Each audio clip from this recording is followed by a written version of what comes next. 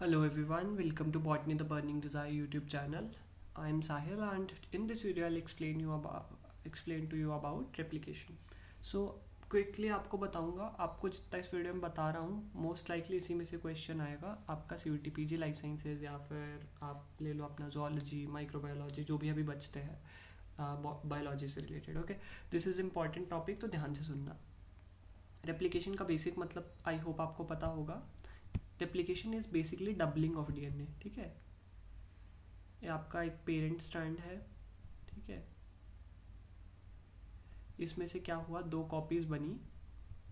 इस प्रोसेस को क्या बोल दिया, formation of two daughter copies of DNA from parent. ठीक है, ये रेप्लिकेशन हो गया. लेकिन रेप्लिकेशन को लेकर ना बहुत विवाद हुआ कि कैसे आया होगा, कैसे नहीं आया होगा. तो कुछ लोगों ने बोला कि it is a semi conservative mode of replication. ठीक है, तो सेमी कंजर्वेटिव मोड की अगर मैं बात करूँ तो उसमें आपका देखोगे तो होता क्या है, it was given by Meselson and Stahl. ठीक है, बाय, ये भी याद रखना, ये आपसे पूछा जाता है. इससे मैं आपको एक बात और बता दूं कि आप एक बार अपनी एनसीईआरटी खोल के ट्रांसफॉर्मेशन, वो माइस वाला एक्सपेरिमेंट, वो सब देख के जाना एग्ज़ाम के लिए. ठीक है, कई बार ईयर पूछ लेते हैं मैच करने में.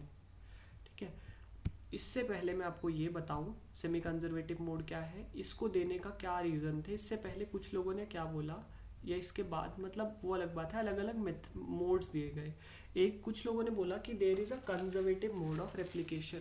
ठीक है, कंजर्वेटिव मोड में आपका क्या होता है, कंजर्वेटिव मोड में आपका डीएनए रेप्लिकेट कैसे करता है, एक पेरेंट स्ट्रैंड होता है और वो अपना एक पेरेंट स्ट्रैंड इंटैक्ट रहता है, इसलिए उसको कंजर्वेटिव बोला. सपोज ये आपका रेप्लिकेशन हो रहा है, ये कंजर्वेटिव, ये पेरेंट था और ये पेरेंट वैसा ही रहा, और सपोज दिस, ये आपका इसने नया बना दिया, ये वाले को आप येलो मान लो अगर, तो ये कंजर्वेटिव हो गया कि पेरेंट स्ट्रैंड तो इंटैक्ट रहा लेकिन नया और एक कॉपी अलग बनाया. और एक दिया डिस्पर्सिव मोड. डिस्पर्सिव में उसने क्या बोल दिया कि डिस्पर्सिव में उसने बोला कि आपका जो फ्रैगमेंट्स हैं वो मिक्स हो जाते हैं. सपोज ये आपका येलो होगा, उसके बाद ये मैं आपको ऐसे थोड़ा रफ बना दूँ, अगर इसको रेड मान लो जो ज़्यादा डार्क है. ठीक है, और फिर मिक्स हो गया बेसिकली, तो फ्रैगमेंट्स मिक्स हो गए डिस्पर्सिव में. और सेमी कंजर्वेटिव मोड ने अब क्या बोला, सेमी कंजर्वेटिव मोड ने आपके ये बोला कि जब आपका डीएनए रेप्लिकेशन होता है तो आपका क्या होता है, दोनों स्ट्रैंड सेपरेट होते हैं डबल स्ट्रैंडेड डीएनए के, लाइक दिस, और ये अपने अगेंस्ट एक नया डॉटर स्ट्रैंड सिंथेसाइज करते हैं. ठीक है, तो इफ़ आई आस्क यू कि अगर एक पॉपुलेशन एक डीएनए रेप्लिकेट करता है और दो कॉपीज बनाता है, तो how much part of that DNA would be similar to its parent, तो 50%. ठीक है, और फिर अगर यही आगे चल के दो कॉपीज़ और बनाए तो वो परसेंटेज आपका कम होता जाएगा. वो आप अपना मैथ्स लगा लेना. ये मैंने एक फ्लो चार्ट बनाया है and this will be very helpful, लेकिन मैं आपको पहले नहीं बताऊंगा सबसे, ये आपके लिए लास्ट के लिए है. वो आपको बहुत अच्छे समझ आएगा उससे, बस वो आपका एक kind of revision trick type का है. बट इससे पहले आपको ये थोड़ा बेसिक समझ लेना, नहीं तो उसमें से तो आपको बिल्कुल समझ नहीं आएगा. ठीक है, उसके बाद अगर मैं बात करूँ semi conservative mode of replication के बाद, इट इज़ योर, यहाँ पे अगर मैं बताऊँ तो आपका प्रोकैरियोटिक डीएनए रेप्लिकेशन की बात करूँगा. ठीक है, प्रोकैरियोटिक डीएनए रेप्लिकेशन में क्या होता है, मीजल्सन और स्टॉल ने किया क्या था, सॉरी वो बताना रह गया. ये तो मैंने आपको सेमी कंजर्वेटिव होता क्या है वो बता दिया. उन्होंने बेसिकली आपका क्या किया, उन्होंने ई कोलाई को ग्रो किया. ठीक है, एक मीडियम में जिसके अंदर उन्होंने क्या किया, सपोज उन्होंने ई कोलाई को ग्रो किया एक मीडियम में जिसके अंदर क्या था 15, जो आपका नाइट्रोजन एटम था NH4Cl का, उसको लेबल किया विद 15, जो नाइट्रोजन का 15, देखो नाइट्रोजन दो टाइप में मिल सकता है. एक तो नाइट्रोजन का 40 जिसका एटॉमिक मास 14 हो, एक हो सकता है जिसका एटॉमिक मास 15 हो. तो उन्होंने 15 वाला लिया और उसको रेडियो एक्टिवली लेबल कर दिया. पहले उन्होंने डीएनए को इसमें ग्रो किया, तो इसका जो ऑब्वियसली डेंसिटी है वो ज़्यादा होगा. ठीक है, डेंसिटी ज़्यादा होगा तो इसका एक बैंड मिलेगा आपको, और वो हैवी बैंड होगा तो डेंस होगा तो नीचे बैठ जाएगा. सेंट्रीफ्यूगेशन के बाद बैंड मिलेगा. इसके बाद इन्होंने इसको ट्रांसफ़र किया 14n वाले में, ठीक है, वो W लग रहा है ऊपर, but if you see this it is 14n, ठीक है। तो 14n में क्या होता है, इसके बाद इन्होंने देखा कि 3 बैंड्स मिले, 3 बैंड्स, ठीक है, कितने, 3 बैंड में कौन कौन से मिले, एक मिला हैवी बैंड, हैवी किसका होगा, 15n का होगा, ये नीचे जो आपको दिख रहा है इसको भी इग्नोर करो, ठीक है, 15n, बीच में क्या मिला और सबसे ऊपर क्या मिलेगा, सबसे ऊपर आप 14 में ट्रांसफर कर दे तो 14 का मिलेगा, ठीक है, और बीच में क्या मिला था, 15 और 14 का मिला, ठीक है, जिसमें दोनों 15 14 था, नीचे आपका 15 15 मिला, ऊपर 14 14 मिला, तो 14 14 सबसे लाइट होगा तो वो सबसे ऊपर मिल जाएगा, जो सबसे डेंस होगा वो सेटल हो जाएगा ना सबसे नीचे। तो अगर आप यहाँ पे देखोगे तो दिस इज़ योर, अगर मैं बात करूँ यहाँ पे आपके बैंड्स की, तो सपोज अब आपका पहले 15n था, ठीक है, उसके बाद 15 14 बना, जब आपका 15 14 बना और अब वो 14n में ही ग्रो कर रहा है, ठीक है, यहाँ से भी कई बार क्वेश्चन पूछते हैं कि बताओ what is the probability of finding this finding that. अगर ये 14n में ही ग्रो कर रहा है, ठीक है, तो आपका क्या रिजल्ट होगा, अब ये आपका येलो वाले को 14 मानो, ठीक है, अब इनको सेपरेट करना शुरू करो और इस वाले को आप अपने को रेड वाले को 15 मानो, ठीक है, ये 15n लेबल्ड था। तो अब इसमें क्या होगा, ये सेपरेट होंगे, तो एक रेड हो जाएगा, एक क्या हो जाएगा आपका येलो हो जाएगा। अब ये रेड वाला अपने अगेंस्ट कौन सा सिंथेसाइज करेगा, येलो करेगा ना, क्योंकि मीडियम के अंदर क्या है 14 है, और 14 वाले को भी 14 ही करेगा, क्योंकि मीडियम के अंदर क्या है आपका, मीडियम कौन सा है 14n का है, 14n का मीडियम ग्रो कर रहा है, ठीक है। तो ये दोनों क्या हो गए 14 14, ये 15 14। अब इसके बाद फिर से रेप्लिकेशन होगी तो क्या होगा, ये वाला अगर आपका क्या हो जाएगा, ये बनाएगा एक येलो 14 14, येलो वाले के साथ अगेंस्ट कौन सा होगा रेप्लिकेशन में येलो, रेड वाले के अगेंस्ट में कौन सा होगा फिर से येलो, तो आपका एक बनेगा 15 14 का, ऐसा बनेगा एक, और बाकी 3 कैसे बनेंगे, ऐसे बनेंगे, क्योंकि इन दो को सेपरेट करोगे तो इसके अगेंस्ट 14 आएगा, इसके अगेंस्ट 14 आएगा, 2 हो गए, इसके अगेंस्ट भी 14 आएगा, इसके अगेंस्ट 14 आएगा, पर ये खुद 15 है, तो 15 14 का एक बना, तो आपका रेशियो पूछ लिया तो 1/4 हो गया प्रोबेबिलिटी, और अगर ये परसेंटेज में पूछ लिया तो इट विल बी 0.25, ठीक है। अब मैं आपको एक क्विक रेप्लिकेशन का बारे में रेप्लिकेशन बताऊंगा इनकी प्रोकैरियोट्स की, ठीक है। ये वाला पोर्शन हम साफ रखेंगे ताकि हम आगे का समझ पाएँ। अगर मैं बात करूँ आपके डीएनए रेप्लिकेशन प्रोकैरियोट्स की, सबसे पहले आपको किस चीज़ की ज़रूरत है for replication, it is your origin किसी चीज़ का, ओरिजिन ऑफ रेप्लिकेशन क्या है, ये सब मैं आपको 10 दिन पहले, आपको ये पढ़ने का टाइम नहीं है कि बेसिक्स, अभी आप ये पढ़ो कि प्रोसेस क्या है, ठीक है। तो ओरिजिन ऑफ रेप्लिकेशन, सबसे पहले मैं प्रोकैरियोट्स की बात कर रहा हूँ, ठीक है। तो जब भी आपको मैं कोई चीज़ बताऊँगा तो इट विल बी रेफर यहाँ से करना, इस वाले पोर्शन से, ये वाला प्रोकैरियोट्स, ठीक है। अगर प्रोकैरियोट्स में आपका मैं सबसे पहले बोल रहा हूँ ओरिजिन ऑफ रेप्लिकेशन की, तो ई कोलाई की बात कर रहा हूँ मैं जनरली अभी, ठीक है। तो एग्जांपल मैं आपको जो दे रहा हूँ that is of E coli.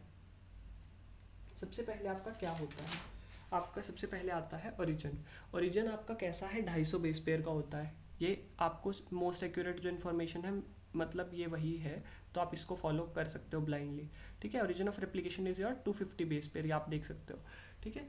इसमें क्या होता है 80 रिच होता है ये। अब 80 रिच क्यों होगा, 80 रिच बेसिक बॉन्ड, अब वो पढ़ा होगा आपने, बेस पेयरिंग रूल्स पढ़े होंगे I assume and I hope, ठीक है।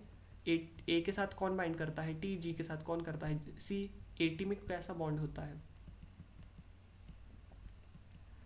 80 के अंदर बॉन्ड कैसा होता है, 80 बॉन्ड, वेट, 80 का बॉन्ड कैसा होता है, डबल बॉन्ड बीच में, ठीक है।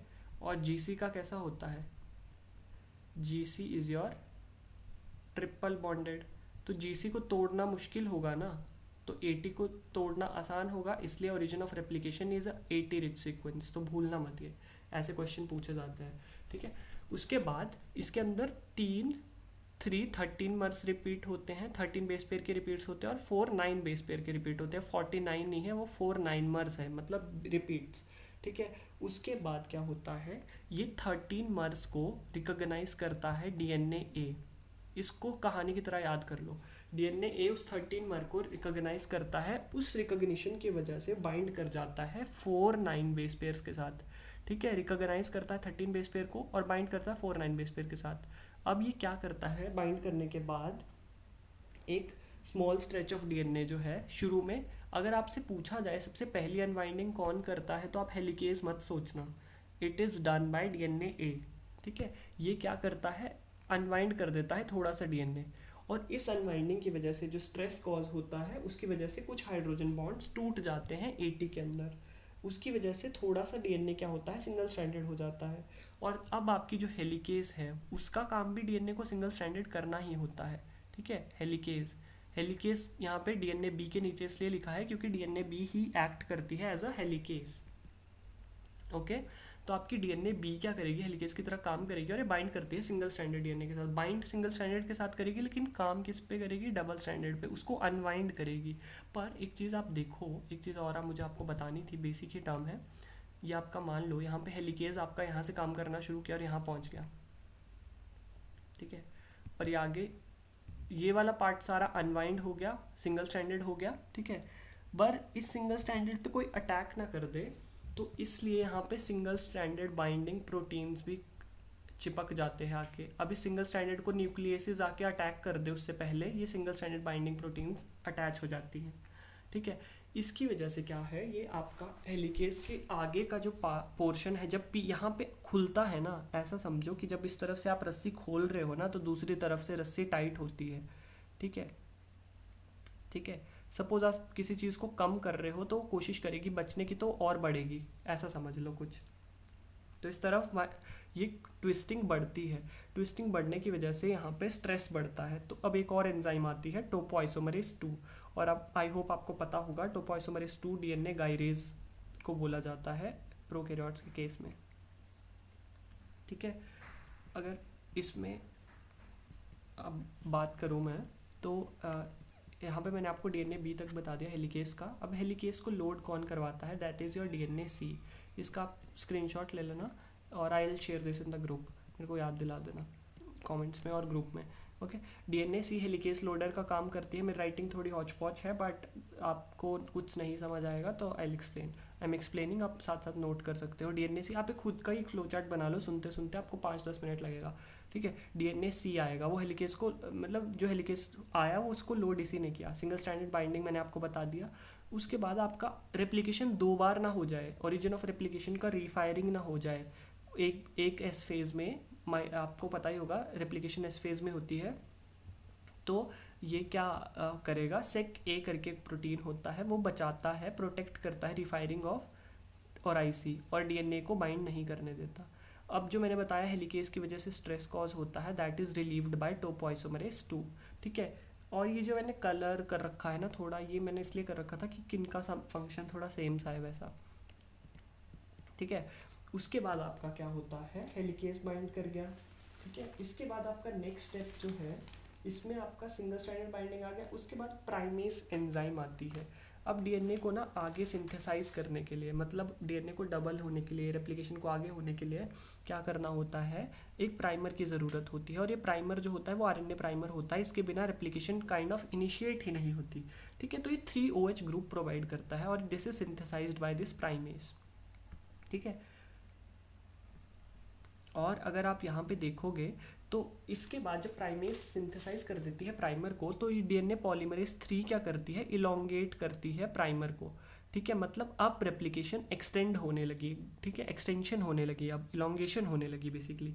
उसके बाद आपका क्या होता है, इलोंगेशन हो गई, उसके बाद आपके 2 टाइप के वो बनते हैं, लैगिंग स्ट्रैंड और लीडिंग स्ट्रैंड। लैगिंग स्ट्रैंड की पहचान होती है, ब्रोकन फ्रेगमेंट्स बनते हैं, ओकाजाकी फ्रेगमेंट्स। वो कैसे चिपकते हैं वो मैं आपको बताऊंगा। ठीक है, उसके बाद आपका डीएनए पॉलीमरेज 3 चिपक गया। उसके बाद डीएनए जब सिंथेसाइज हो गया तो उसके बाद डीएनए पॉलीमरेज 1 आती है अपने आप को लेके। डीएनए पॉलीमरेज 1 का काम क्या होता है, 5'3' एक्सोन्यूक्लियस होती है। एक बात याद रखना, जो प्रोकैरियोट्स होते हैं उन सब में, सबकी एंजाइम्स में 3'5, मतलब ये डीएनए पॉलीमरेजेस की बात कर रहा हूँ, 3'5' एक्सोन्यूक्लियस एक्टिविटी होती है। लेकिन अभी आपको मैं जब यूकैरियोट्स के बारे में बताऊंगा तो देन यू विल रियलाइज़ कि क्या फ़र्क है। इसके बाद अगर मैं बात करूँ इसकी, तो इसमें आपका आ जाएगा डीएनए पॉलीमरेज 1। ठीक है, डीएनए पॉलीमरेज 1 क्या करेगा, आपका डीएनए पॉलीमरेज 1 इसके प्राइमर को जब सिंथेसिस कंप्लीट हो जाएगी तो ये अपनी 5'3' एक्सोन्यूक्लियस एक्टिविटी को यूज़ करेगा और प्राइमर को रिमूव करेगा और फिल कर देगा गैप को न्यू डीएनए के साथ। ये बहुत इंपॉर्टेंट पॉइंट है जिसमें बच्चे कंफ्यूज होते हैं बहुत बार और गलत कर देते हैं क्वेश्चन। यहाँ पे लिखा है फिल करता है गैप को न्यू डीएनए के साथ, सिर्फ फिल करता है वहाँ पे न्यू डीएनटीपी के साथ। काइंड ऑफ डीएनए गलत वर्ड लिख दिया मैंने, ठीक है, न्यू डीएनटीपी डाल दिया, पर उनको जोड़ेगा कौन फ्रेगमेंट्स को डीएनए के, it is joined by ligase. अब 2 डीएनटीपीज कौन से बॉन्ड से जुड़े होते हैं, if you know, I hope आपको पता होना चाहिए अब तक, ये फॉस्फोडाइस्टर बॉन्ड के साथ। ठीक है, 3 OH और 5 फॉस्फेट का जो मिलके बनता है फॉस्फोडाइस्टर बॉन्ड, आई होप आपको पता होगा। उसके बाद टर्मिनेशन स्टेप, टर्मिनेशन में क्या होता है, आपका टर्मिनेशन का एक टर्मिनेशन सीक्वेंस होता है जो उस पर आके टस बाइंड करता है। Thus is your terminus utilizing substance.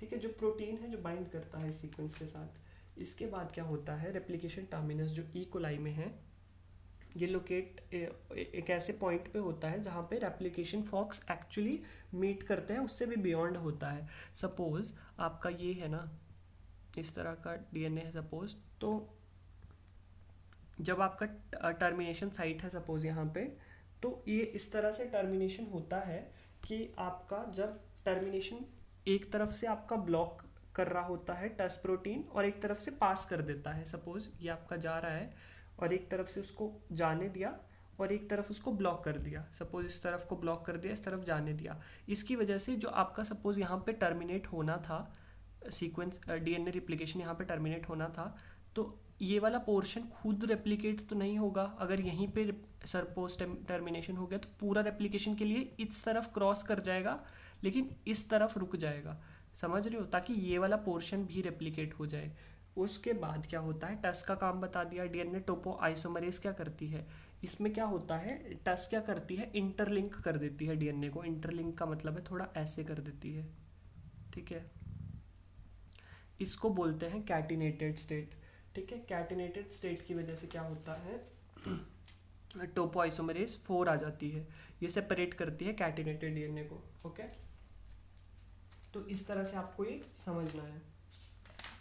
अगर मैं इसमें बात करूँ आपका टर्मिनेशन के बाद दूसरे स्टेप्स की, तो टर्मिनेशन आपका लास्ट ही स्टेप है ऑब्वियसली, इसके बाद रेप्लिकेशन रुक जाएगा और इस तरह से आपका जो रेप्लिकेशन है इसमें ख़त्म हो जाएगा। इसमें जो मैंने बीटा क्लैंप लिखा है ये डीएनए टोपोइसोमरेज 4 का नहीं, डीएनए पॉलीमरेज 3 का पार्ट है। ठीक है, ये बीटा क्लैंप जो है वो लीडिंग स्ट्रैंड के सिंथेसिस के लिए रिस्पॉन्सिबल है और गामा कॉम्प्लेक्स जो है वो लोडिंग और अनलोडिंग करता है। अब लोड और अनलोड करता है मतलब रुकता और चलता है, ऐसा समझ लो, तो लैगिंग स्ट्रैंड के लिए है। ठीक है, अब आपका आ जाता है इसके बाद यूकैरियोट्स का डीएनए रेप्लिकेशन। यूकैरियोट्स का डीएनए रेप्लिकेशन भी अगर आपको प्रोकैरियोट्स समझ आ गया ना तो यूकैरियोट्स भी अपने आप ही समझ आ जाएगा। ओके, अब मैं बात करूँ अगर यूकैरियोट्स की, तो इसमें जो रेप्लिकेटिंग सीक्वेंस होता है बस थोड़े फ़र्क है। जैसे इसमें ऑटोनॉमस रेप्लिकेटिंग सीक्वेंस होता है और यहाँ पे ओरिजिन ऑफ रेप्लिकेशन बहुत ज़्यादा होते हैं। क्यों होते हैं मल्टीपल और आई, अगर आप गेस करो कि कैसे क्यों होंगे यूकैरियोट्स में ज़्यादा मल्टीपल और origin of replication, it is because of the reason, basic reason, क्योंकि हमारे यूकैरियोट्स का डीएनए कंटेंट बहुत ज़्यादा है तो उसको ज़्यादा की ज़रूरत है। ठीक है, उसके बाद मैं सीडीकेज की बात करूँ, सीडीकेज जो है ये आपका इतना बेसिक लेवल पे मतलब नहीं बताते आई गेस, बट ये बेसिकली क्या करता है, जो आपके ORCs हैं, ठीक है, और ये कॉम्प्लेक्सेस होते हैं प्रोटीन्स के, ये बाइंड करते हैं ARS ऑटोनोमस रेप्लिकेटिंग सीक्वेंसेस के साथ।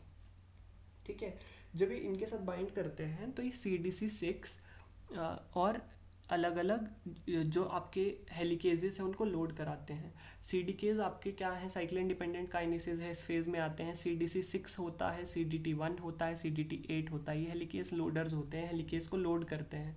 हेलिकेज को लोड करते हैं, बेसिकली अनवाइंडिंग में काम करते हैं। वही काम सेम हेलिकेज यहाँ भी अनवाइंड करेगा, उसके बाद single stranded binding protein attach कर जाएगी ताकि न्यूक्लियस उसको डैमेज ना करे, ठीक है, वही जो मैंने आपको पहले बताया। उसके बाद आपका डीएनए पॉलीमरेज, सॉरी, इसके पहले आपका टोपोआइसोमरेज यहाँ पे भी आएगा। टोपोआइसोमरेज यहाँ पे स्ट्रेस रिमूव करेगा, वो मैंने लिखा नहीं है बट वही जो वहाँ पे हो रहा था। इसके बाद एक चीज़ और आती है आपका यहाँ पे सिंगल स्टैंडर्ड बाइंडिंग प्रोटीन यहाँ पे जो होती है वो होती है RPA, replication factor A। RPA क्या है, आपसे पूछ ले which one of these is the single stranded binding protein in replication in eukaryotes, it is RPA, replication factor A, ठीक है। थोड़ा मैंने अच्छे से नहीं लिखा बट हाँ। इसके बाद आपका डीएनए पॉलीमरेज अल्फा है। 5 होती है डीएनए में पॉलीमरेजेस, मैंने यहाँ पे सिर्फ कुछ ही लिखी है क्योंकि रेप्लिकेशन में सारी न्यूज़ होती है। आपकी अल्फा होती है, ठीक है, अल्फा होती है, वो काम करती है आपकी पॉलीमरेज और प्राइमेज की तरह। आपकी बीटा होती है, वो रिपेयर में काम करती है। आपकी एक गामा होती है, वो किस में काम करती है, ये वाई बन गया but it is more like a gamma. और उसके बाद डेल्टा, ठीक है, फिर ये, तो इसमें आपकी ये दोनों जो हैं डेल्टा और ईटा, एप्सिलॉन, हाँ ईटा सॉरी, ये दोनों आपकी होती हैं आपकी मेन रेप्लिकेटिंग एंजाइम्स। अगर आपसे पूछा गया कि यहाँ पे कौन सी रेप्लिकेटिंग एंजाइम है, अगर आपके पास ऑप्शन दिया है डेल्टा और ई दोनों, ठीक है, तो आप ई पे करोगे लैगिंग स्ट्रैंड और सॉरी लीडिंग स्ट्रैंड, और अगर आपका डेल्टा पूछा है तो आप करोगे लैगिंग स्ट्रैंड।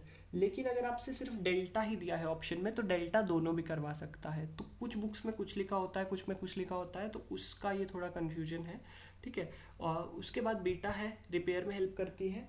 गामा आपकी हेल्प करती है माइटोकॉन्ड्रियल रेप्लिकेशन में। और अल्फा जो है यहाँ पे वो काम करती है जो आपका कौन काम कर रहा था, आपका काम कर रहा था प्राइमेस, मतलब प्राइमर को सिंथेसाइज करवाती है, ठीक है। DNA polymerase alpha is synthesising the primer. उसके बाद मैं अगर बात करूँ यहाँ पे तो आपका प्राइमर का सिंथेसिस करा देगा जब डीएनए पॉलीमरेज, तो आपका इसमें आ जाएगा, प्राइमर का सिंथेसिस हो जाएगा। अब एक्सटेंशन होगा, एक्सटेंशन करवाएगा कौन, डीएनए पॉलीमरेज, या तो ये करवाएगा, क्या बोलते हैं, डेल्टा करवाएगा इलॉन्गेशन, या ई कराएगा, तो इलॉन्गेशन करा दिया। उसके बाद इसमें आपके अलग अलग पार्ट्स होते हैं, जैसे मैंने बताया बीटा क्लैंप होता है पॉलीमरेज 3 में जो लीडिंग स्ट्रैंड का कराता है, और गामा होता है जो लैगिंग स्ट्रैंड का कराता है, लोड अनलोड। यहाँ पे भी एक PCNA करके चीज़ होती है, ठीक है, PCNA करके जो चीज़ है, इसकी वजह से PCNA जो है इट्स सॉरी एक मिनट, PCNA जो है वो आपका क्लैंप की तरह काम करता है, ठीक है। PCNA acts as your clamp, ठीक है। PCNA होता क्या है, PCNA का फुल फॉर्म है प्रोलिफरेटिव सेल न्यूक्लियर एंटीजन, ठीक है। ये सब आपने शायद अभी अच्छे से ना पढ़ा हो बट ये जान लेना। PCNA acts as a clamp, और क्लैंप लोडर जो होता है वो होता है RFC। तो आपसे पूछा जा सकता है clamp loader in eukaryotes, it is replication factor C, ठीक है। और मैं आपको बोल सकता हूँ कि अगर आप इस सीक्वेंस में याद रखोगे आपको कभी रेप्लिकेशन में एटलीस्ट स्टेप से याद रखने में प्रॉब्लम नहीं होगी। आई एक्सेप्ट कि रेप्लिकेशन के बाकी सब चीज़ें बहुत कॉम्प्लेक्स होती है, बट COT-PG एग्जाम के लिए दिस टाइप ऑफ क्वेश्चन ज़्यादा मतलब आने का चांस है, तो आप ये देख सकते हो। उसके बाद RNase H, ये वो काम करेगी जो आपका डीएनए पॉलीमरेज 1 कर रहा था, प्राइमर को रिमूव करेगी, ठीक है। इसके बाद है FEN।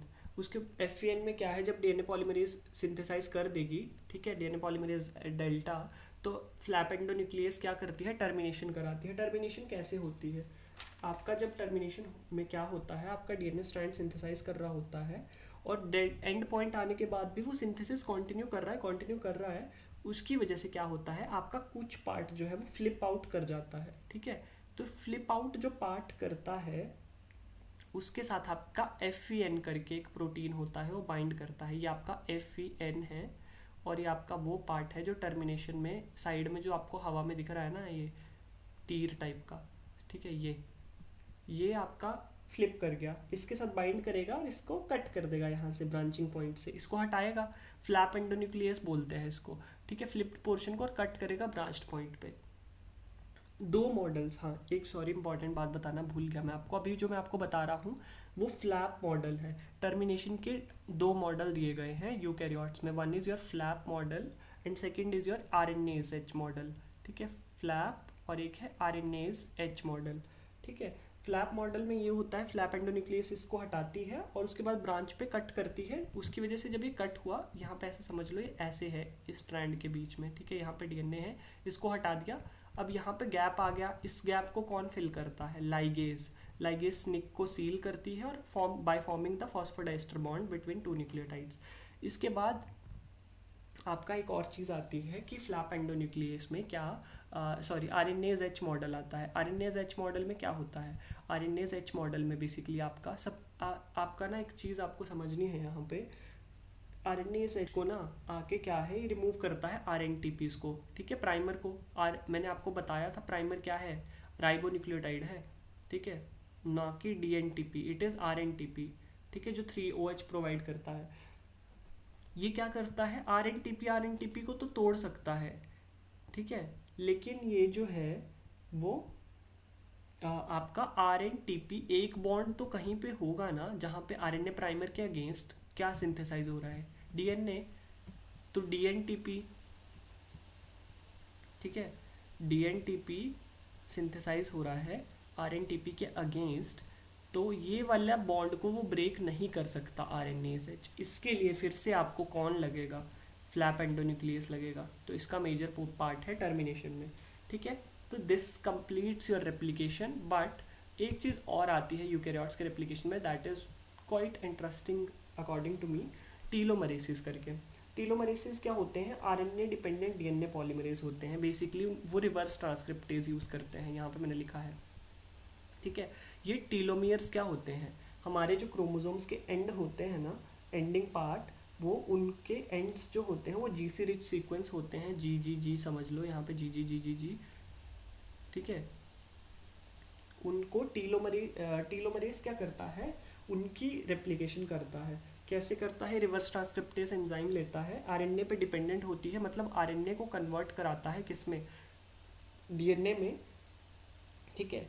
तो ये बेसिक, इसका बस इतना याद कर लेना कि टीलोमरेज जो है, टीलोमियर्स जो हैं वो जीसी रिच होते हैं, टीलोमरेज जो है वो एक आरएनए डिपेंडेंट डीएनए पॉलीमरेज है, मतलब एक रिवर्स ट्रांसक्रिप्टेज है। रिवर्स ट्रांसक्रिप्टेज किस पे काम करती है, आरएनए पे, और उससे डीएनए बनाती है कॉम्प्लीमेंट्री। उसके बाद ये क्या करता है टीलोमरेज, एक आरएनए टेम्पलेट होता है जिसके अगेंस्ट ये डीएनटीपी सिंथेसाइज करता है। रिवर्स ट्रांसक्रिप्टेज क्या करती है, आरएनटीपी के अगेंस्ट एक डीएनटीपी को सिंथेसाइज करती है, आरएनटीपी आ गया, ठीक है, इसके अगेंस्ट एक डीएनटीपी को सिंथेसाइज करती है। ये डीएनटीपी जो है वो एक्सटेंड करता है and part of telomere, suppose ये आपका एंड पार्ट था, इसी को कॉपी कर देगा सेम, ठीक है, एंड पार्ट को एक्सटेंड करेगा last part of functional DNA, मतलब ये जो आपका लास्ट पार्ट है इसी की कॉपी ऐड कर देगा यहाँ पे, ठीक है, इसी की कॉपी। सपोज जब आप इस प्राइमर को हटाते भी हो, ठीक है, और ये पोर्शन हटता भी है, सपोज यहाँ से हट गया, तो भी आपका लास्ट फंक्शनल पार्ट डीएनए का सेम रहा जो पहले था, क्योंकि वो सेम फंक्शनल वो पार्ट को ऐड करता है, ठीक है। तो ओरिजिनल डीएनए इस तरीके से प्रोटेक्टेड रहता है, हेंस इसलिए टीलोमरेज इंपॉर्टेंट है। और अगर आपसे बोला जाए कि टीलोमरेज हमारे में एक्टिव होती है, तो अगर एक्टिव है तो मतलब काम खराब है, क्योंकि उससे कैंसर होता है, क्योंकि आपकी एबनॉर्मल, मतलब बस रेप्लिकेशन हुए जा रही है, इसका मतलब तो ये है, ठीक है, वो एक क्या बोल सकते हो, आपकी इतना ज़्यादा पोटेंशियल आ गया रेप्लिकेशन का कि टीलोमरेज पॉजिटिव है तो रुक ही नहीं रही, टर्मिनेशन ही नहीं हो रही और रेप्लिकेशन होते ही जा रही है। तो इसकी वजह से टीलोमरेज इनएक्टिव होती है, हमारी जो बॉडी के सेल्स है वो हमारी जो रेप्लिकेशन है वो टीलोमरेज इनएक्टिव होती है, लेकिन जब डिफेक्ट आ जाता है कैंसरस सेल्स में तो टीलोमरेज पॉजिटिव होते हैं, उसकी वजह से वो कॉन्टिन्यूसली ग्रो करते हैं, ठीक है।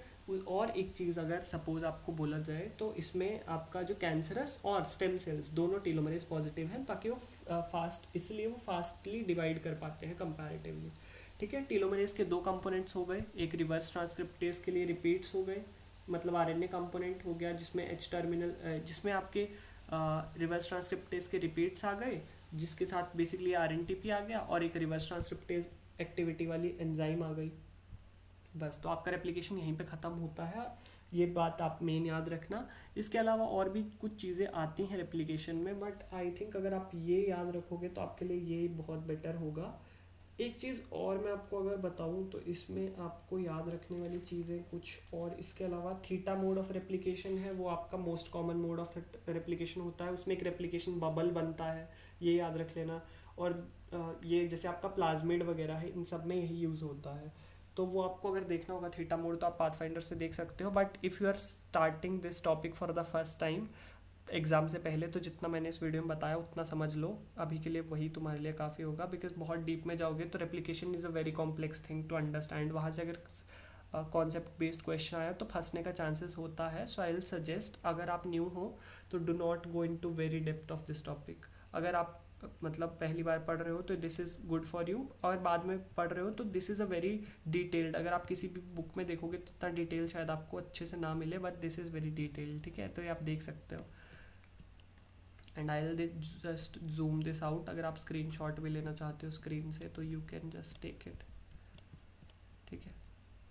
वेट,